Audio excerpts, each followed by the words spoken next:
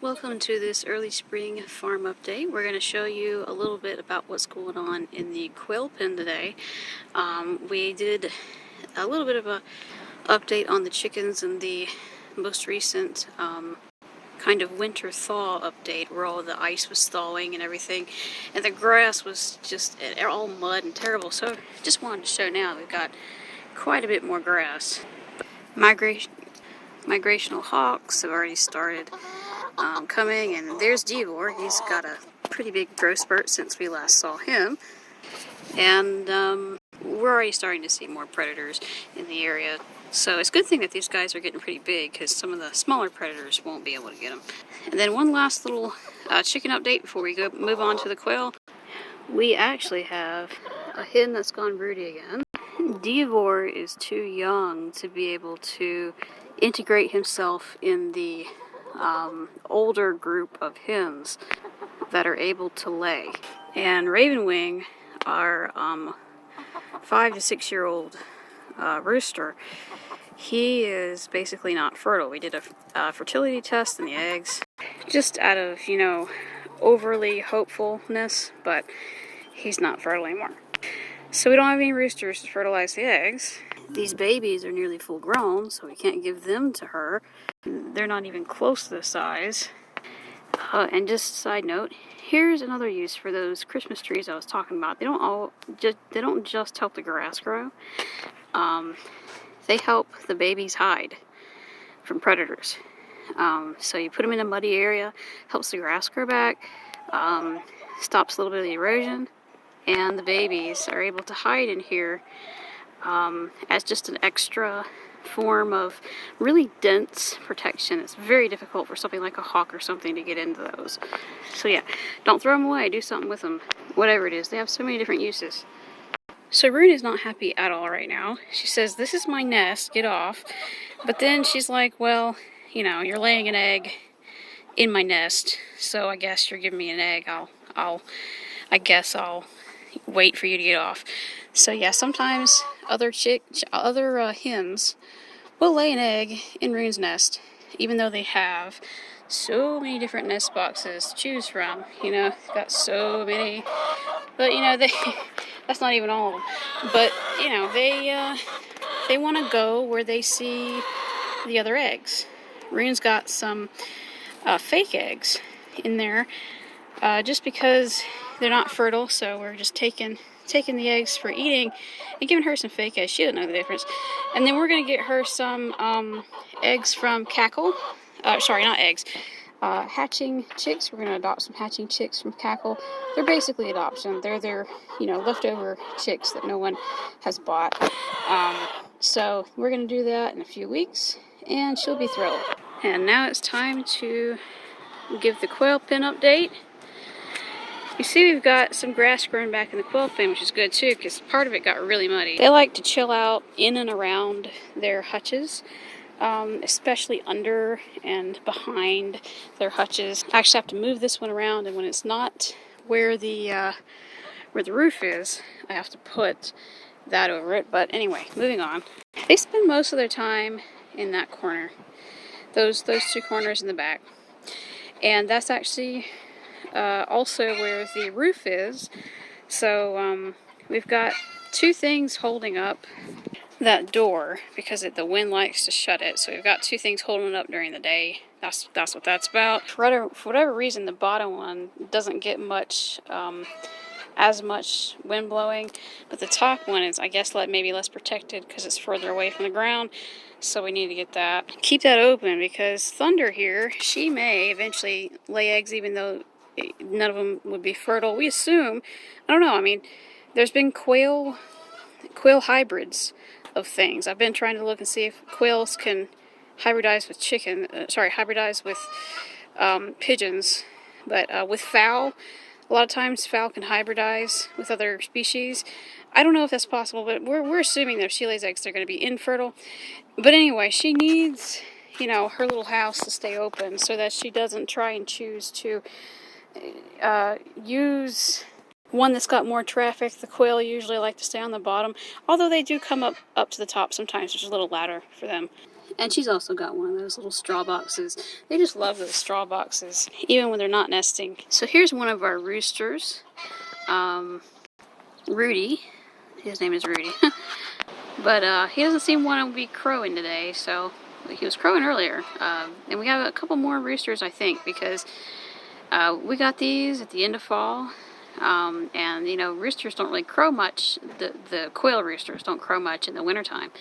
And so I wasn't sure, you know, it not being breeding season, I wasn't sure how many roosters I had. I didn't want to bother them and intrude on their, you know, personal space if they were all getting along and not bothering anybody. So it'd be interesting to see how many of these guys are roosters. We do have a few quail that you'll notice with broken wings. That is due to, before I knew I had to clip their wings, they would just, they fly straight. They cannot really turn that well. They don't have a good turning ability like Thunder does. And so they would fly straight in, unfortunately, fly straight into these walls. And a couple of them broke their wings. Now we have to really keep on trimming them, and we're gonna have to trim their wings probably pretty soon again, unless we get to the point where they finally realize their boundaries.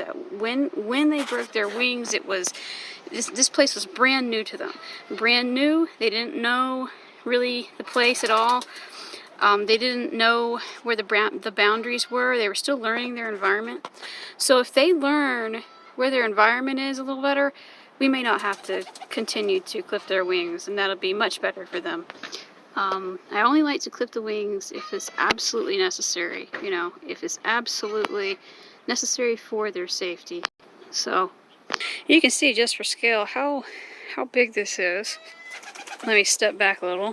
Okay, so that's kind of basically where it stops, and we've only got about, and that wind's blowing that door open, so I have to really watch, but we've only got about,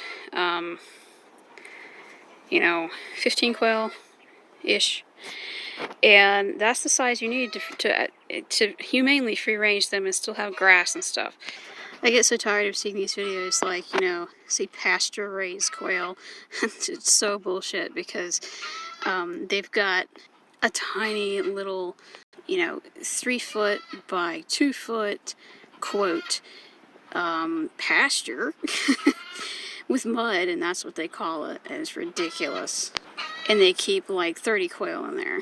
No, I don't even call this a pasture. I call this a pen, or an aviary, because that's what it is. It's an aviary. It's still not a pasture, much less a 3 foot by 2 foot. I mean, seriously, folks.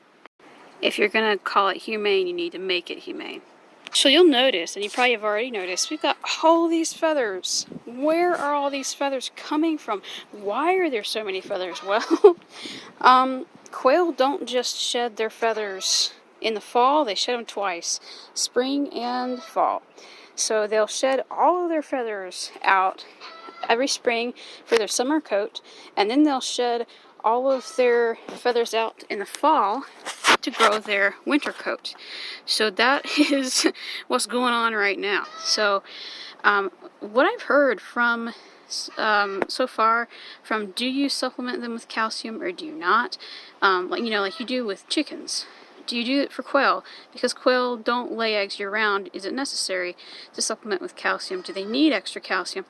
And for what I've found, the calcium in their food is enough. You shouldn't have to supplement.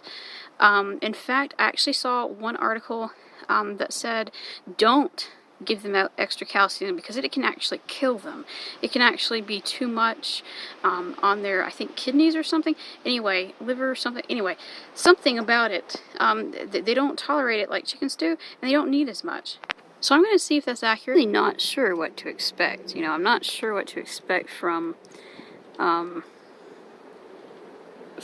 what their just natural laying capacity is without doing any kind of fancy supplements. Although we are still going to give them their food that has a little bit of rooster booster every once in a while. We mix some rooster booster in their food. But other than that, I don't think I'm going to do too much. You know, from what I've heard, less is more with this kind of thing. So we'll wait and see. So for whatever reason, quail have a habit I don't know why, but they have a very instinctual habit of picking and choosing a specific spot to kind of sit and rest and just chillax and spend most of their day. When they're not foraging, when they're not, out and about, eating or, doing other things, they go back to that same spot. And I wish that they wouldn't, because, they're beating down the grass. But no matter what I've tried, I can't stop them from doing that. If I close this area off, then that's the only part that they have a roof, and they need that roof for when it's bad weather, for when it's raining and pouring, so I can't just fence off this part. I don't want to do that. So, it is what it is. I guess I'll have to try to keep reseeding. Hopefully that'll help. This poor dock plant keeps getting trampled by them. And I hate that, because, I use dock and tea and everything. And that, last year was a very big, strong, healthy plant. And it's not going to be if these guys keep trampling on it. But it is what it is. I was hoping one of these guys would crow before the day was over with, but I guess they are going to be quiet today. They were crowing right before I came out here. As soon as I come out here, they stop. Of course, that's how it goes. One last thing I forgot to mention. You'll see this is just kind of a down tree.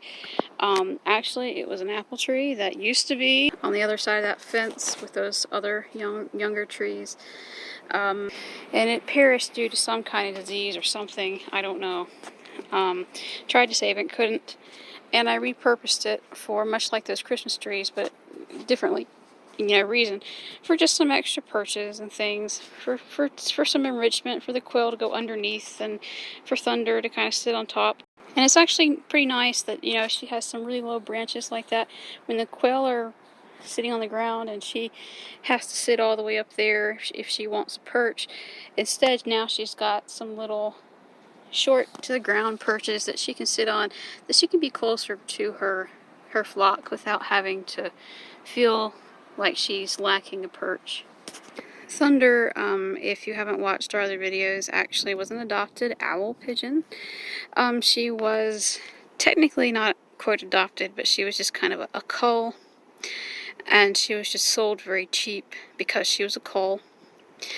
And she didn't really get along good with the other pigeons we had in here. And unfortunately, this place wasn't built when we had the other pigeons, so we had two temporary setups that were not predator resistant, and we had two pigeons in one of them, and then we had Thunder and the quail in the other. It had severe predator attacks in both.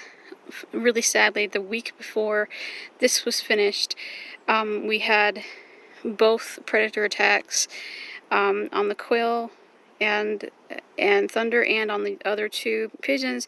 The only two that survived that attack were Thunder and one rooster quail, and then we had to rebuild our flock all over again.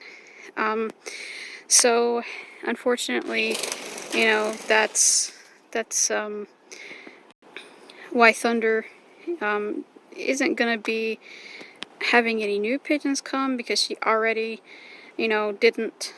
didn't really like other pigeons. She tolerated them, but they would kind of harass her and bully her. And even if you just had one pigeon in with her, another female or something, it was the same thing. She just got, she just did not really stand her ground well. She didn't get, injured by them, but she just avoided them completely, and she started hanging out with the quail. She chose to hang out with the quail, so it was actually her choice, not ours, that she's in with quail instead of other pigeons. So we just made the choice, don't get another pigeon, just let her have her quail, and just have this whole thing be the same enclosure instead of separating it into two separate ones.